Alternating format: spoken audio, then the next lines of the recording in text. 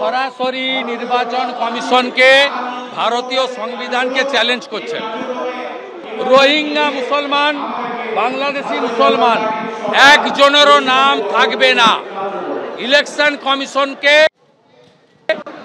আমরা 2,33,27,000 ভোট পেয়েছি। Election commission Mamata ব্যানার্জির পার্টির রেজিস্ট্রেশন ক্যান্সেল করা উচিত। যেভাবে তারা ইলেকশন কমিশন সাংবিধানিক বডিকে থ্রেট করছেন। যে রোহিঙ্গা মুসলমান, বাংলাদেশি মুসলমান পশ্চিমবঙ্গ থেকে বাদ গেলে মমতার জেতার কোনো চান্স নেই। নন্দীগ্রামে হেরেছে, এবার গোটা বাংলায় হারবে। সংবিধানকে অ্যাটাক করছেন, ইলেকশন কমিশনকে অ্যাটাক করছেন, রোহিঙ্গাদের সমর্থন করছেন, বাংলাদেশি মুসলমানদেরকে সমর্থন করছেন। ভারতীয়রা, বাঙালিরা এটা মেনে নেবে। দিল্লি থেকে সরকার উৎখাত করার ডাক দিয়েছেন মমতা বন্দ্যোপাধ্যায় 21শে জুলাইয়ের সভামঞ্চ থেকে। তিনি বলেছেন, দিল্লিতে যতদিন না সরকার পরিবর্তন হবে ততদিন আমাদের আন্দোলন চলবে। মমতা বন্দ্যোপাধ্যায় আরো বলেন আজকে এই প্রসঙ্গে যে 21শে জুলাইয়ের মঞ্চ থেকে যতদিন না বিজেপিকে বিসর্জন দিতে পারবো ততদিন সংগ্রাম চালিয়ে যাব। দেখুন,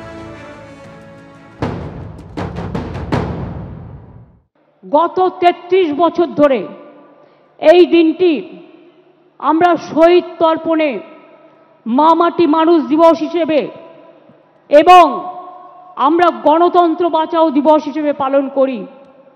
21শে জুলাই no ID card, no vote, এই আন্দোলন যদি না হতো আজকে আপনারা কেউ ভোটার্স আইডেন্টিটি কার্ড পেতেন না। সেদিন এই রাস্তায় রক্ত ঝরেছিল, 13টি অমূল্য প্রাণ তাদের জীবন দিয়ে গণতন্ত্রকে জিতিয়ে গিয়েছিল।